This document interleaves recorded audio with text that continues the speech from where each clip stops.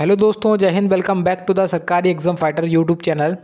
यदि आप लोग एसएससी जीडी के एग्ज़ाम के लिए तैयारी कर रहे हो तो ये वीडियो आप लोगों के लिए इम्पोर्टेंट होने वाला है, क्योंकि इस वीडियो में हम लोग डिस्कस करने वाले हैं आपके न्यू पैटर्न पर आधारित रीजनिंग के कुछ क्वेश्चंस को, जो कि आपके एग्ज़ाम में बहुत ज़्यादा हेल्प करने वाले हैं। इसमें मैं वो कॉन्सेप्ट बताऊंगा जो आपके एग्ज़ाम में आते हैं और बार बार आते हैं। तो चलिए शुरू करते हैं। उससे पहले यहाँ पे हम न्यू पैटर्न को थोड़ा सा जान लेते हैं कि न्यू पैटर्न क्या है। देखिए, अगर रीजनिंग की बात करते हैं तो पहले आपके रीजनिंग के 25 क्वेश्चंस आते थे 25 नंबर के, लेकिन ठीक है, लेकिन अब इन्होंने क्या चेंजेस किया है, लेकिन इन्होंने जो अब चेंजेस किया है वो किया है, अब कर दिए हैं 20 क्वेश्चन।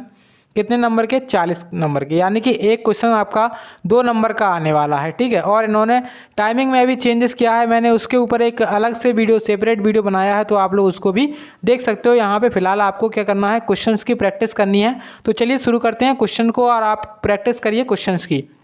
देखिए, जो क्वेश्चन है वो आपके सामने आ चुका है। आप लोग इसको खुद से सॉल्व कर सकते हो, क्योंकि जब तक आप लोग किसी चीज़ को खुद से सॉल्व नहीं करते हो, कितना भी अच्छा टीचर हो तो वो आपको करवाएगा, लेकिन जब तक आप खुद से नहीं कर पाओगे तो कोई भी फ़ायदा नहीं होने वाला, क्योंकि एग्ज़ाम आप लोगों को देना है तो आपको मेहनत जरूर करनी पड़ेगी। ठीक है, क्वेश्चन नंबर 1 है, आप लोग इसको सॉल्व कर सकते हो। इसमें देखिए क्या कह रहे हैं हमसे। क्वेश्चन में कह रहे हैं कि उस विकल्प का चयन कीजिए जो तीसरे पद से उसी प्रकार से संबंधित है जिस प्रकार से दूसरा पद पहले पद से संबंधित है और छठा पद 5वें पद से संबंधित है। ठीक है, तो इस लैंग्वेज को आपने पढ़ लिया अच्छे से। अब आपको ये देखना है कि जो 5 का संबंध दिया गया है वो दिया गया है 22 से, उसके बाद जो 9 का संबंध दिया गया है वो दिया गया है 78 से, और 7 का संबंध हमसे पूछा जा रहा है कि 7 का संबंध किससे होगा। ठीक है, तो देखिए जो 5 है, अगर हम 5 के स्क्वायर की बात करते हैं तो 5 का स्क्वायर कितना होता है? 25 होता है। 5 का स्क्वायर कितना होता है?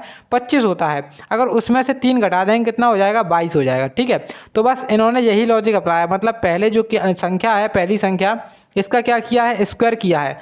पहली संख्या का स्क्वायर किया है और उसमें से 3 को घटा दिया है, तब हमारी जो दूसरी संख्या है वो निकल के आने वाली है। ठीक है, अब आप लोग यहाँ पे चेक कर सकते हो। तो 9 का स्क्वायर कितना होता है? 9 का स्क्वायर होता है 81। अब 81 में से 3 जाएगा, कितना बचेगा? 78 बचने वाला है। तो ये चीज़ यहाँ पे लग गई और यहाँ पर लग गई, तो हमें यहाँ पर भी लगा करके अपना करेक्ट आंसर निकाल लेना होगा। तो देखिए 7 का स्क्वायर निकालेंगे। पहले हम 7 का स्क्वायर कितना होता है सभी जानते हैं, 49 होता है, और 49 में से अगर 3 घटा दिया जाएगा कितना बचेगा? 46 यहाँ पे बचने वाला है, जो कि हमारा करेक्ट आंसर होना है। तो ऑप्शन जो फर्स्ट है इसका, वो इसका करेक्ट आंसर हो जाएगा। ठीक है, तो कितने लोग इस क्वेश्चन को सही से सॉल्व कर पाए थे और कितने लोग इसका करेक्ट आंसर लगा पाए थे, एक बार कमेंट बॉक्स में जरूर बताएंगे। ठीक है, नेक्स्ट क्वेश्चन देखते हैं, और नेक्स्ट में देखते हैं कि नेक्स्ट क्वेश्चन में क्या कहा जा रहा है आपसे। देखिए नेक्स्ट क्वेश्चन आपके सामने है, और इसमें कह रहे हैं कि एक निश्चित कूट भाषा में PRIEST को इस प्रकार से लिखा जा रहा है। ठीक है, FULL को इस प्रकार से लिख रहे हैं, तो उसी कूट भाषा में फ्लर्ट को किस प्रकार से लिखा जाएगा, ये हमसे पूछा जा रहा है। देखिए जब आप इसमें गौर से देखोगे क्वेश्चन में, तो आपको इसमें कोई भी लॉजिक समझ में आने वाला नहीं है। मतलब यहाँ पे P को इन्होंने डायरेक्ट, इसमें क्या लिखा है, P को A लिखा है, उसी प्रकार से R को क्या लिखा है, R को इन्होंने V लिखा है, I को क्या लिखा है, I को J लिखा है, और E को क्या लिखा है, E को M लिखा है, S को O लिखा है, और T को क्या लिखा है, K लिखा है। उसी प्रकार से यहाँ पे फुल को FULL देखेंगे जब हम, तो F जो L है, L को Q लिखा है, फिर से L को Q लिखा है। ठीक है, U को क्या लिखा है, U को Y लिखा है, और F को क्या लिखा है, X लिखा है। ठीक है, लेकिन देखिए जब आप इसमें देखते हो कोडिंग और डिकोडिंग में, तो इसमें कोई भी कोड नहीं बन रहा है। मतलब इनने रैंडमली और किसी भी वर्ड को किसी भी वर्ड में चेंज कर दिया है। तो हमसे ये पूछ रहे हैं कि फ्लड का क्या होगा। तो देखिए यहाँ पे जो F का है वो F का हम लिख देंगे, यानी कि FLIRT। तो F का क्या है, F का कोड है X। ठीक है, उसके बाद L का कोड क्या है, तो L का कोड सभी लोगों को दिख रहा है, वो यहाँ पे Q है।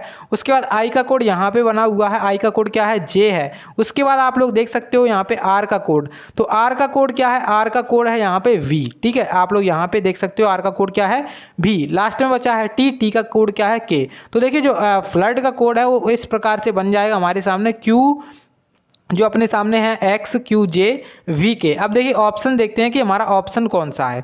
तो देखिए पहला ऑप्शन आपने यहाँ पे देखा कि XQ, यहाँ पे जो अपना XQJ, यहाँ पे क्या लिखा है, Y लिखा है, तो ये ऑप्शन चला गया।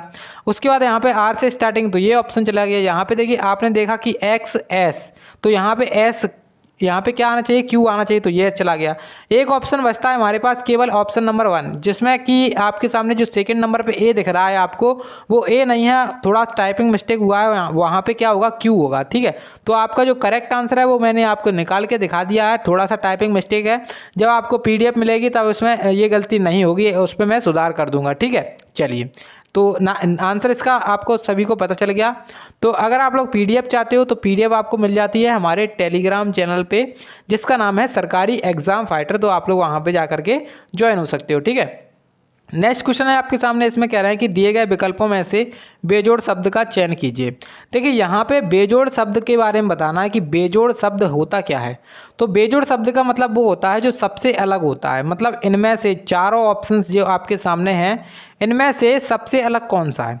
तो देखिए, जैसे आपने देखा होगा कि छावनी क्या होता है, बैराज क्या होता है, और आक्रमण और गोल्ड जो अपने गोल्ड टेंडर हैं वो क्या होते हैं। देखिए, छावनी तो आप सभी लोग जानते हैं कि सैनिक छावनी, मतलब यहाँ पे आप लोग रुक सकते हैं, मतलब वो किसी रुकने की जगह को कहते हैं बैराज। ठीक है, उसके बाद आप लोग बैराज को भी जानते हो और छावनी को भी जानते हो, और जो अपना गोल्ड टेंडर है उसको भी, एक मतलब तीनों एक जैसे लग रहे हैं, छावनी, गोल्ड टेंडर और बैराज।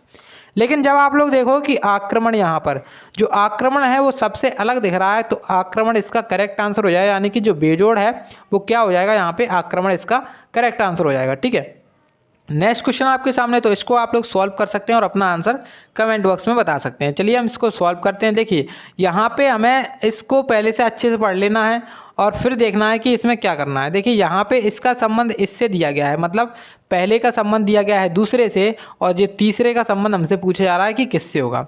तो देखिए, सबसे पहले तो JET और W, इसको क्या लिखा है इन्होंने, इसका संबंध किससे बताया है, इसका संबंध बताया है TOYZ से। ठीक है, अब आप लोग सभी लोग जानते हो कि J अपना 10 नंबर पे आता है, E अपना 5 नंबर पे आता है, T आता है 20 पे और W आता है 23 पे। ठीक है, अब लेकिन जैसे आपने देखा T, तो T अपना 20 पे आता है, O आता है 15 पे, Y आता है 25 पे और Z आता है 26 पे। अब पहले से पहले में गए तो क्या हुआ है, +10 हुआ है। उसके बाद यहाँ पर क्या हुआ है, E से O हो गया, यानी कि 5 से 15 हो गया, यहाँ पर भी 10 जोड़ा गया है। ठीक है, अब थर्ड स्टेप में गए, यहाँ पे T था और यहाँ पे Y हो गया, तो कितना जोड़ा गया है, 5 जोड़ा गया है, क्योंकि ये 20 है और ये 25 है। उसके बाद आपने देखा W आता है 23 पे और Z आता है 26 पे, तो यहाँ पे कितना जोड़ा गया है, 3 जोड़ा गया है। तो आप इस लॉजिक को अब हमें सभी में फॉलो करवाना है, मतलब कुछ भी हमसे पूछ ले जाए, अब जो लॉजिक हमारे सामने निकल के आया उसको अगर हम सब में फॉलो करा देंगे तो करेक्ट आंसर निकल के आ जाएगा। ठीक है, तो पहले जो 2 निकल के आए उनमें 10 जोड़ना है, फिर तीसरे में क्या जोड़ना है, 5 जोड़ना है, और चौथे में क्या जोड़ना है, 3 जोड़ना है। ठीक है, तो निकाल के देखते हैं। तो K, C, S और Z, अब देखिए यहाँ पे 10 जोड़ा जाएगा और यहाँ पर भी 10 जोड़ा जाएगा, यहाँ पे 5 जोड़ा जाएगा, यहाँ पे 3 जोड़ा जाएगा। तो K आपको सभी को पता है कि K आता है 11 पे, C आता है 3 पे और S 19 पे आता है और Z आता है 26 पे। ठीक है, अब K 11 पे आता है, 11 और 10 हो जाएगा 21, और 21 पे क्या आएगा, U आएगा।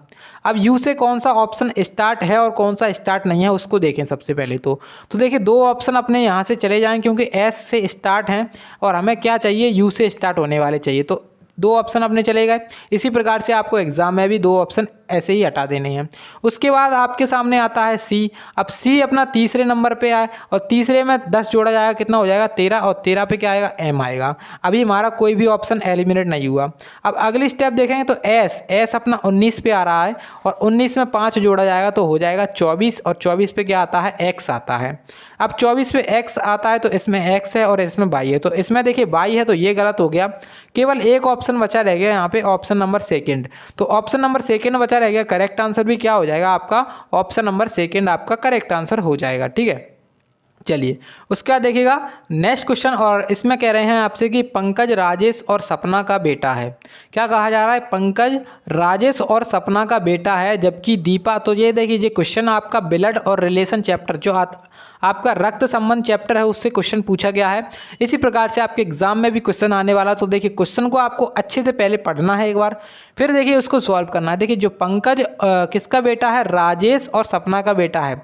तो देखिए जो सपना है और राजेश है। यहाँ पे मैंने प्लस इसलिए लगा दिया क्योंकि यहाँ पे क्या इसको मतलब क्या बता रहा है, यहाँ पे ये लोग विवाहित हैं और इनका लड़का कौन है, इनका लड़का है पंकज। ठीक है, उसके बाद अब देखते हैं नेक्स्ट डिटेल को। तो देखिए अब कह रहे हैं हमसे कि जबकि दीपा शीला जो प्रकाश और सपना की माँ है, यानी कि सपना और प्रकाश की माँ, सपना और प्रकाश की माँ का नाम क्या है, शीला है। तो यहाँ पे शीला आ जाएंगी। और जो अपने राजेश हैं, राजेश का संबंध क्या हो जाएगा शीला से, तो राजेश शीला के क्या हो जाएंगे, दामाद हो जाएंगे। ठीक है, दामाद। अब हम देखते हैं नेक्स्ट, अगली डिटेल को पढ़ते हैं कि इकलौती पुत्री है, यानी कि पोती, यानी कि नवासी है। अब देखिए यहाँ पे आपने देखा कि शीला जो कि प्रकाश और सपना की माँ है, किसकी मतलब नानी है, दीपा की नानी है। तो देखिए अगर यहाँ पे अगर अगली स्टेप को बढ़ते हैं कि यदि प्रकाश अविवाहित है, यानी कि प्रकाश की शादी ही नहीं हुई है, तो इसकी जो नातनी है वो कहाँ से आ जाएगी, यानी कि शीला, जो शीला है इसकी बेटी सपना है, सपना की तो हो गई है शादी, और इसकी शादी के बाद इसकी लड़की का नाम क्या हो गया, दीपा हो गया। ठीक है, अब अगली स्टेप पढ़ते हैं कि जो अपना प्रकाश है उसकी मतलब अविवाहित है और राजेश की पत्नी का भाई है। मतलब प्रकाश किसका भाई है, सपना का भाई है। तो बिल्कुल सही बात हो गई, सपना का भाई है, वो तो हमें पहले से ही पता था। उसके बाद अगली स्टेप पढ़ते हैं कि तब पंकज दीपा से किस प्रकार से संबंधित है। क्वेश्चन पूछा जा रहा है कि पंकज दीपा से किस प्रकार से संबंधित है।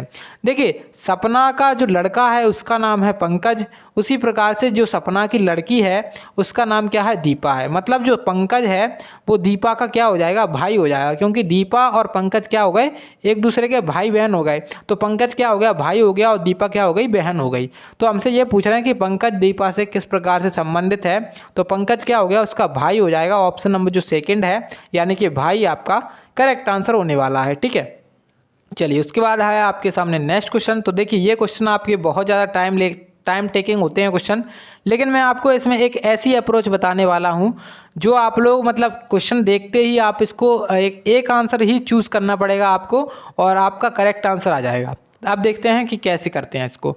तो देखिए यहाँ पे सबसे पहले एक इक्वेशन आपको सामने लिखी है, और यहाँ पे आपको दिख रहे हैं कुछ ऑप्शन जिनमें आपको चिन्ह दिख रहे हैं। तो देखिए यहाँ पे इसका मतलब ये है कि हमें इनमें से कौन सा चिन्ह आपस में चेंज करना चाहिए। तो यहाँ पे सबसे पहले तो आपको कौन सा ऑप्शन उठाना है, यहाँ पे आपको ऑप्शन तो उठाना पड़ेगा, लेकिन उठाना कौन सा है, क्योंकि अगर आप लोग चारों ऑप्शन उठा करके उसको चेक करोगे बाद में, तो यहाँ पे बहुत ज़्यादा मतलब आपको टाइम टेकिंग हो जाएगी और एग्ज़ाम आपका छूट जाएगा। लेकिन आप जब आप देखते हो कि यहाँ पे मैंने एक तरीका बताया है कि क्या तरीका है उसको देखते हैं। तो सबसे पहले आपको क्या करना है, सबसे पहले जो आपका भाग चिन्ह होता है उसकी पोजीशन को इस जगह पे सेट करना है कि अपना पूरा भाग चला जाए। ठीक है, अब देखिए जैसे हम यहाँ पे प्लस और माइनस को निकालेंगे, मतलब प्लस और माइनस को चेंज करेंगे, तो उसमें अभी आप लोग इसको छोड़ सकते हो, यानी कि प्लस और माइनस वाला अभी छोड़ सकते हो। उसके बाद देखिए यहाँ पे आपके सामने है डिवाइड और प्लस वाला, डिवाइड और गुणा वाला। तो आपको क्या करना है, डिवाइड और मतलब ऐसी जगह पे आपको इसको सेट करना है कि डिवाइड और अपना एकदम गुणा एकदम फिक्स हो जाए। जैसे आपने देखा सेकंड वाला ऑप्शन उठाया, तो डिवाइड का चिन्ह ऐसी जगह पे लगाएं जहाँ पे पूरा भाग चला जाए। तो देखिए यहाँ पे हमने सेकंड ऑप्शन उठाया, तो डिवाइड की जगह पे क्या आ जाएगा, गुणा आ जाएगा, और यहाँ पे 8 है प्लस 5 माइनस 6 और डिवाइड बाई 2 इक्वल टू में हमें 34 लेकर के आना है। अब जब हम इसका डिवाइड देंगे तो कितना जाएगा, यहाँ पे हो जाएगा 3 और 4 अट्ठे हो जाएगा 32। ठीक है, उसमें 5 माइनस 3, अब देखिए 32 और 5 कितना हो जाएगा, 37 हो जाएगा, और उसमें से 3 घटाया जाएगा, कितना बचेगा, 34 बचेगा, और जो कि हमें 34 लेकर के आना था। तो यहाँ पे देखिए मैंने केवल एक ऑप्शन ही उठाया है यहाँ पे, और एक ऑप्शन आपका मतलब ऐसे तरीके से लग गया है, वो बिल्कुल आपका करेक्ट आंसर हो गया।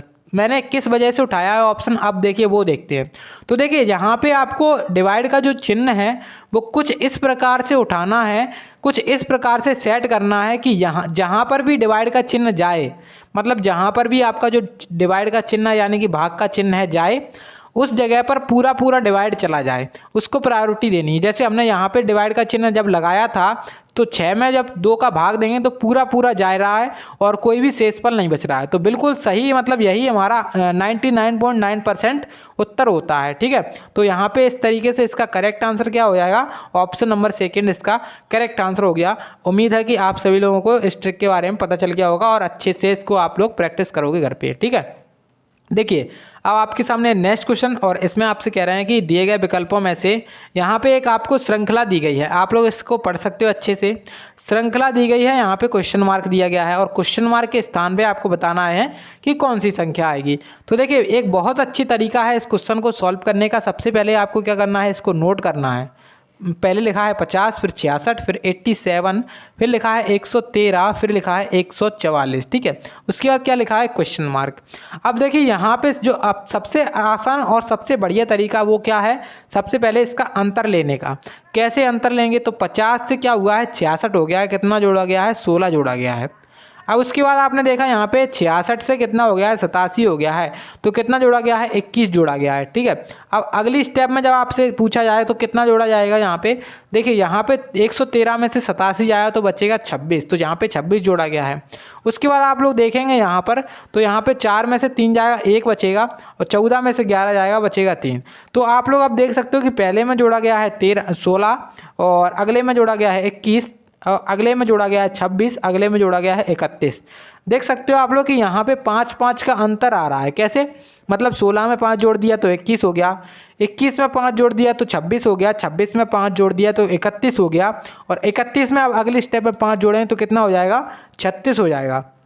मतलब अब जो अंतर आएगा वो क्या आएगा, 36 आएगा। यानी कि 144 में हमें क्या निकालना पड़ेगा, 144 में 36 को जोड़ना पड़ेगा। ठीक है, तो 144 प्लस 36, तो यहाँ पे जब जोड़ेंगे इसको कितना आएगा, यहाँ पे 0 होएगा, तो यहाँ पर जो संख्या निकल के आएगी 0, 8 और 1, यानी कि 180 यहाँ पे करेक्ट आंसर होने वाला है। अब 180 कौन से ऑप्शन में है, तो ऑप्शन नंबर फर्स्ट में है। करेक्ट आंसर भी क्या हो जाएगा, ऑप्शन नंबर फर्स्ट इसका करेक्ट आंसर हो जाएगा। ठीक है, नेक्स्ट क्वेश्चन है, तो पीडीएफ के लिए फिर से एक बार बता देते हैं कि जो टेलीग्राम चैनल है उसका नाम है सरकारी एग्ज़ाम फाइटर।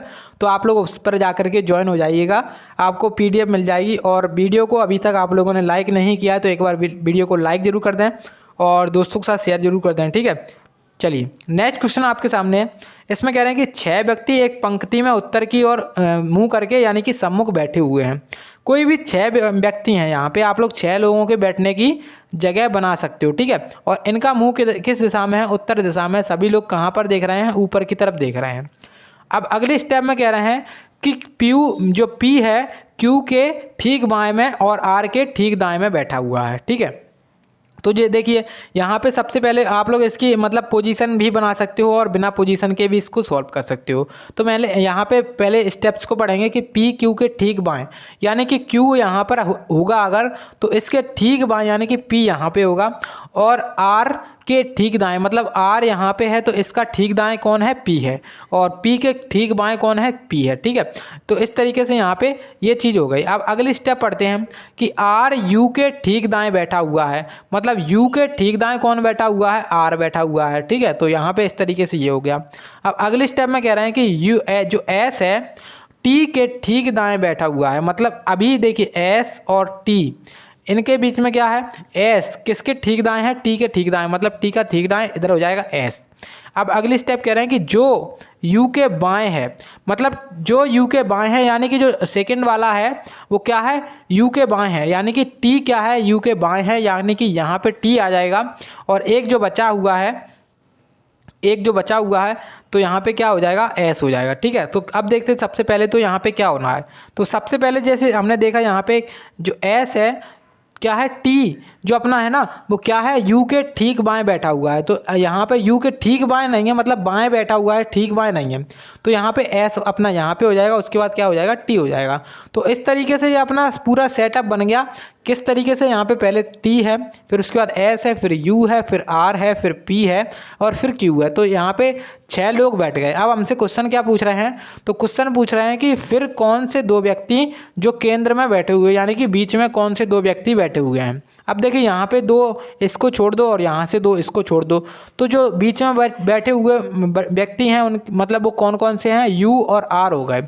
अब यू और आर कौन से ऑप्शन में है, ऑप्शन नंबर 3 वाले में, तो ऑप्शन नंबर 3 इसका करेक्ट आंसर हो जाएगा, ऑप्शन नंबर 3 वाला। ठीक है, चलिए नेक्स्ट क्वेश्चन आपके सामने, नेक्स्ट को भी आप लोग सॉल्व कर सकते हैं। देखिए इसमें कह रहे हैं कि एक निश्चित कूट भाषा में, तो देखिए यहाँ पे जो क्वेश्चन आता है इस प्रकार का, तो बहुत ज़्यादा इजी क्वेश्चन भी होता है, लेकिन जब आपको समझ में नहीं आए, इसमें कन्फ्यूज़न आपको बहुत ज़्यादा हो जाए तो ये बहुत ज़्यादा हार्ड क्वेश्चन बन जाता है।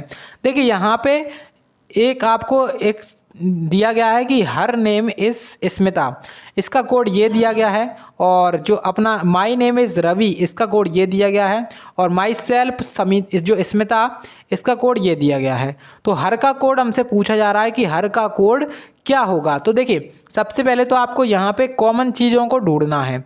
तो कॉमन चीज़ों यहाँ पे NAME यानी कि नेम इज़, और यहाँ पर भी नेम इज़ यानी कि NAME नेम इज़, दोनों में कॉमन है। और इनके कोड में क्या कॉमन है उनको देखते हैं। तो देखिए यहाँ पे BS और NS है कॉमन, तो BS और N और S, देखिए यहाँ पर भी BS और NS कॉमन है। तो मतलब जो अपना नेम इज़ इसका कोड क्या हो जाएगा, BS और NS, तो यहाँ पे इनका कोड ये हो सकता है। ठीक है, तो अब हमें यहाँ पे हर का कोड बताना है, तो हर का कोड ना तो BS हो सकता है ना ही NS हो सकता है। अब अगली स्टेप को पढ़ते हैं। तो अब देखिए यहाँ पे आपको मतलब अगर आपको ऑप्शन के हिसाब से ही जाना है ना, तो ऑप्शन के हिसाब से तो आप लोग एकदम से लगा दोगे आंसर। अब देखिए यहाँ पे PS बचा है और RS बचा है, और यहाँ पे क्या वर्ड बचा है, हर बचा है और स्मिता बचा है। अब स्मिता आप लोग जब यहाँ पे देखोगे तो स्मिता का यहाँ पे कोड क्या है अभी हमें पता नहीं है, लेकिन यहाँ पे स्मिता कॉमन है दोनों में, स्मिता और स्मिता। और यहाँ पे इसके कोड में क्या कॉमन है, RS, मतलब जो स्मिता है SMITA, स्मिता का कोड क्या हो गया, RS हो गया। तो एक ही बचा रहेगा, क्योंकि देखिए BS और NS में से कोई भी किसी का कोड हो सकता है नेम इज़ में से। ठीक है, नेम और इज़ में से BS और NS में से किसी का भी कोड हो सकता है। उसके बाद स्मिता का कोड हो गया RS, तो हमारे के पास केवल एक ही बचा रह गया PS। तो PS किसका कोड हो जाएगा, हर का कोड हो जाएगा। तो हर का कोड क्या हो गया, PS, यहाँ पे हर का कोड हो जाएगा।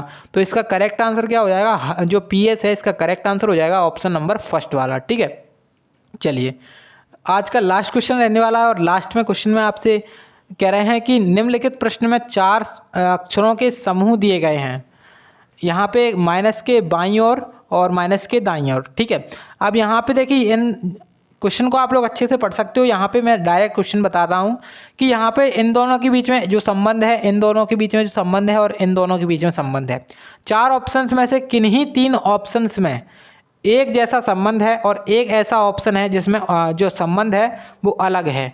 वो हमें अलग वाला संबंध चयन करना है, यानी कि बेजोड़ का चयन करना है। तो देखिए सबसे पहले हमने उठाया X और D। X और D को इन्होंने क्या लिखा है, Z और F। अब देखिए X अपना 24 पे आता है, Z आता है 26 पे, यानी कि पहली से पहली स्टेप में गया है, 2 जोड़ा गया है। अब D आता है 4 पे, F आता है 6 पे। तो देखिए 4 से कितना हुआ है, 6 हुआ है, तो यहाँ पर भी 2 जोड़ा गया है। ठीक है, तो यहाँ पे मतलब पहले वाले जो ऑप्शन है इसमें क्या कर रहे हैं, +2 कर रहे हैं। ठीक है, अब अगला ऑप्शन उठाया जैसे हमने यहाँ पे, तो F से H हुआ है, यानी कि F अपना 6 नंबर पे आता है, H अपना 8 नंबर पे आता है। तो पहले में तो +2 जोड़ा गया है, लेकिन M आता है 13 पे, P आता है 16 पे, तो यहाँ पे 13 से 16 हुआ है, 3 जोड़ा गया है।